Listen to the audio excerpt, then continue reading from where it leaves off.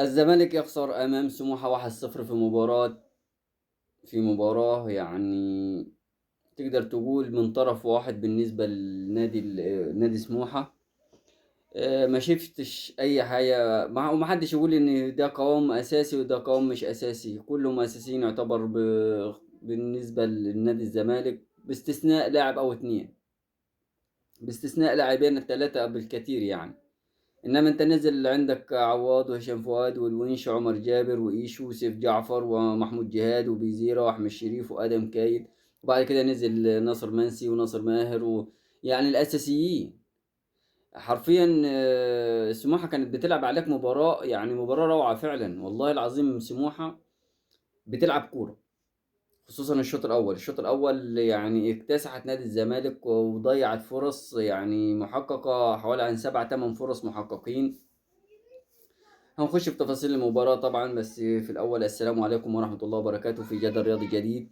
لايك وشير واشتراك في القناة وفعل زر الجرس ليصلك كل جديد. طبعا احنا شفنا مباراة النادي الأهلي اللي خسر فيها 2-1. وبعد كده شفنا مباراة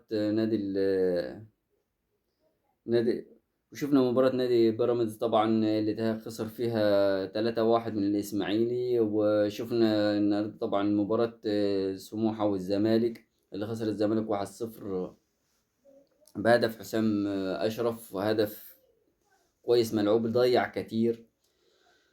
وهنا نرجع لنقطة معينة. طبعا انا ما اتكلمتش طبعا عن مباراة النادي الاهلي، ما اتكلمتش عن المنتخب، ما اتكلمتش عنهم عشان خاطر ان النادي الاهلي نزل يعتبر ما فيش غير حسين الشحات اللي كان اساسي، والباقي كله كان يعتبر بالنسبة لنا اطفال. كان بالنسبة لنا اطفال يعتبر ما شفتش في حاجة يعني. مباراة تقدر تقول ان حرفيا الشباب عندهم روح شوية عن اللعيبة الكبار، او عايزين يثبتوا حالهم يعني.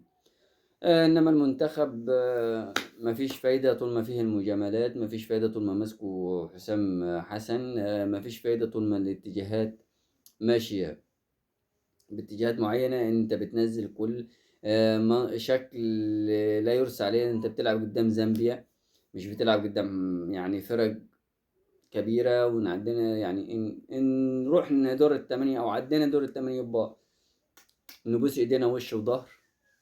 خلينا في مباراة الزمالك طبعا احنا قلنا التشكيل. أول 5 دقايق فرصة لسموحة غريبة، غريبة الشكل فعلا، يعني فرصة هدف مؤكد.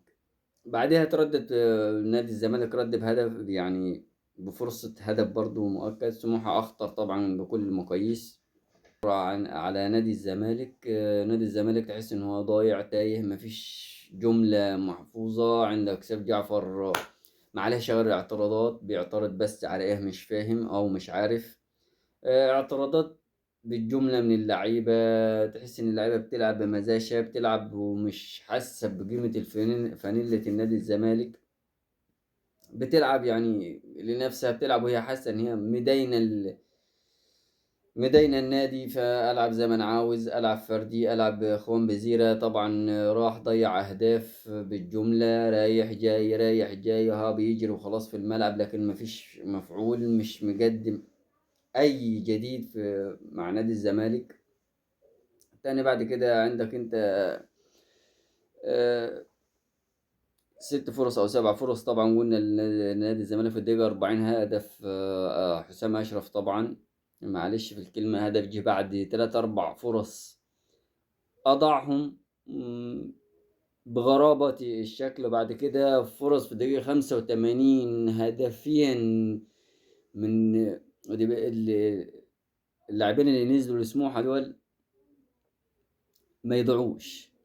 حرفيا لو جبت واحد من الشارع لأول مرة يلعب كورة وحطيته قدام المرمى نفس الاتجاهات، هيسجل بكل سهولة. أنا استغربت في تضييع الأهداف بصراحة، استغربت في تضييع الفرص، استغربت إن ولو جيت للأساسيات أنت تقدر تقول لي أو تقدر تقول عامة يعني من 4 5 أهداف مؤكدين. 4 5 أهداف مؤكدين الزمالك يعتبر ما ضيعش هي غير فرصة، يعتبر فرصة في الدقيقة الخامسة، فرصة سيف جعفر الكرة جت في العارضة. غير كده ما شفتش الزمالك. لعيبة فردية، لعيب عايز يعدي واحد واثنين وثلاثة وأربعة وعشرة وخمستاشر، عايز يروح يعني هو مفكرين نفسهم إن هو ده ميسي وده كريستيانو وده، مفكرين نفسهم كده. لكن للأسف هم ما يعرفوش إن هم حجمهم صغير. لعيبة المفروض تثبت نفسها، وبعدين خصوصا إنها بتلعب في نادي يعني ليه تاريخ. فمش كد الفانيلا، اتكل على الله وامشي. وللأسف ده يرجع كله لنادي، لجماهير نادي الزمالك، لأن هم اللي معظمين اللعيبة، بيعظموا أي شخص يعمل كده بحركتين، بيعظموه ويشيلوه فوق الدماغ ويشيلوه أسطورة وما أسطوراش. أنا ما شايفش فيه أساطير.